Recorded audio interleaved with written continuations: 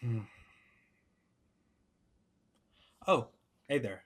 My name is Easton, and I've been struggling with this Commander Bingo page for a lot longer than I would like to admit. Um, I know there must be some sort of playable commander on here that I could build around, but for the life of me, I just can't seem to get a bingo. Uh, like, if only there was a mono black commander that would let me kind of be like Jimmy Wong of Game Night's fame, use the speed mechanic from Aether Drift, and, maybe even allowed me to be a little evil with it. But surely there's nothing like that. That's just a little too niche.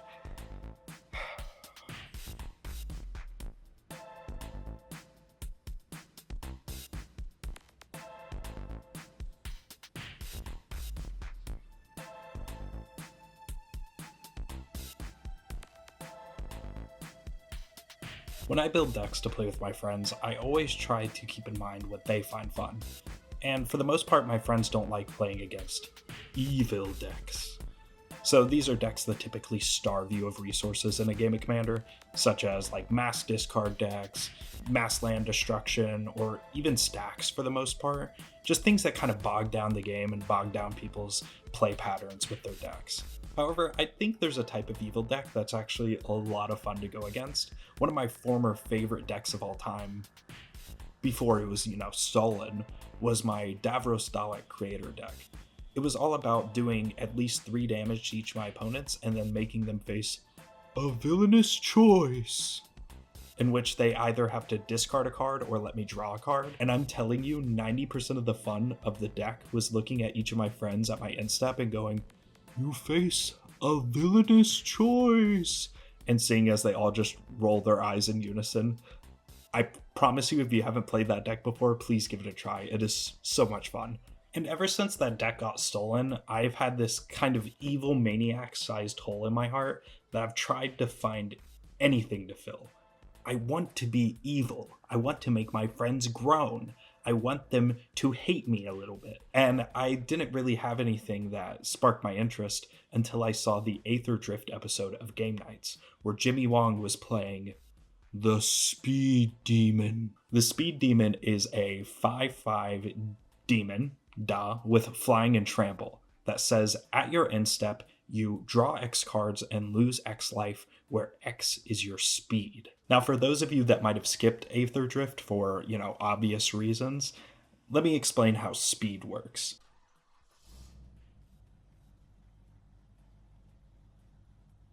So when some permanent asks you to start your engines, you start tracking something called your speed, and your speed starts at 1. You can increase your speed by 1 stage during each of your turns by having an opponent lose life during your turn.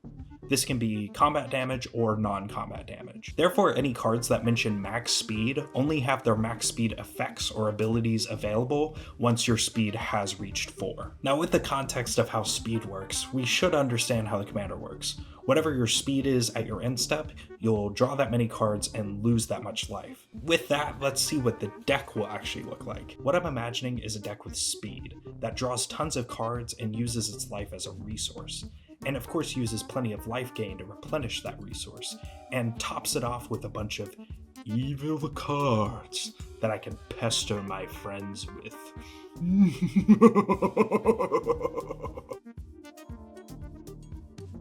First, let's talk about speed. I'm going to be wanting to get my engine started as soon as possible, so here's a couple of my early game engine starters for this deck. Walking Sarcophagus, Starting Column, Racer Scoreboard, Momentum Breaker, and all of the Raceway lands work as perfect early game engine starters. However, my favorite of the engine starters is Gas Guzzler. It can get my engine started as soon as turn 1, and get chipping in for damage to increase that speed as soon as turn 2. This is clearly and by far the most efficient engine starter in the deck, except for maybe the Raceway lands, but they can't increase the speed, so I don't like them as much. Now that our speed is set and the Speed Demon's out, let's take advantage of that mass card draw that it provides at our end step.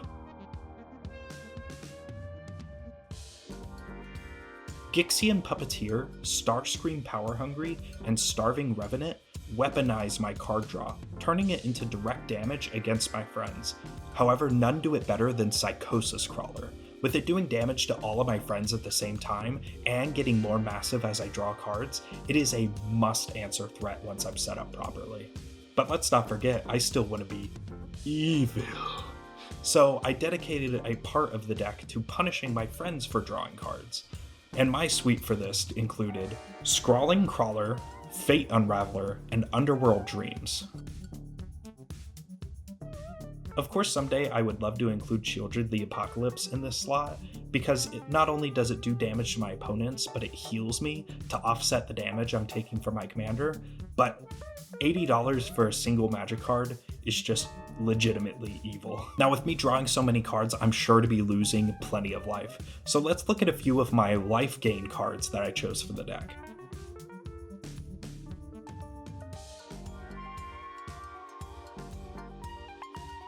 Twilight Prophet, Nighthawk Scavenger, and Sword of War and Peace work to gain me a bunch of life all at once, while cards like Sanctum of Stone Fangs, Creeping Bloodsucker, and Sinister Monolith give me bits of life at a time while also damaging my opponents, which can also work to increase my speed before I play out my commander. But of course, with us being in mono black, everyone knows what the star child of life gain / drain is, and that is Gary, aka Grey Merchant of Asphodel. In this deck, it's an absolute house, dealing tons of damage to my opponents, and of course gaining me even more in the process. Now, if you'll excuse me for one moment, I believe this next section of the deck I can't talk about while, looking like this. So I'll be right back, just one moment.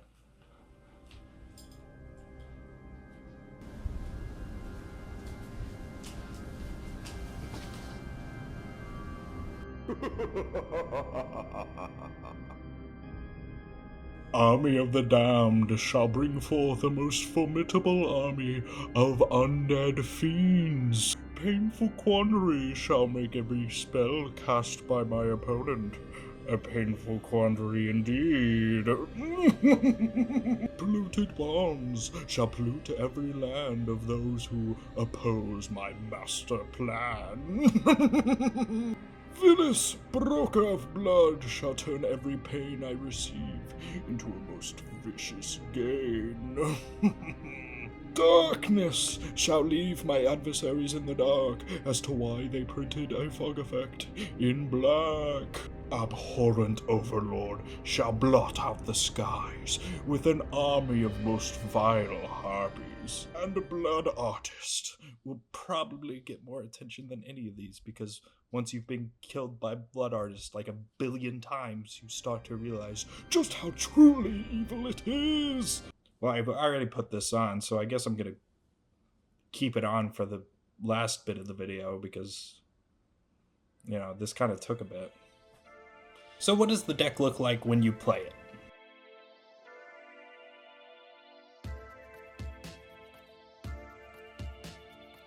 So early game, I'm always looking to get my engine started as soon as possible and start getting some of my early card draw payoffs and early card draw punishers set up as fast as I can. Then around turn 4 or 5, I'm going to play out the Speed Demon, and that's when things really kick into high gear, accompanied by probably an annoying amount of car noises as I shift my speed up and I go brr, brr, brr, brr, brr. Now, with the Speed Demon being at 5/5 with flying and trample, he's actually a really good attacker, so I'll typically suit him up with some sort of equipment that will give him lifelink or something equivalent to that, and just start chipping in for damage where I can. And then comes the late game. Then in the late game, I switch to evil mode, where I flood the board with all sorts of evil permanents and flood it with all of my little minions to assure victory is mine. This is gonna haunt me. This is literally, people are gonna use this against me. I'm gonna be haunted by this. Just like my enemies will be haunted by the day that they came across the Speed Demon. No, not like that at all. This is gonna be so embarrassing. People are gonna play this back and embarrass me.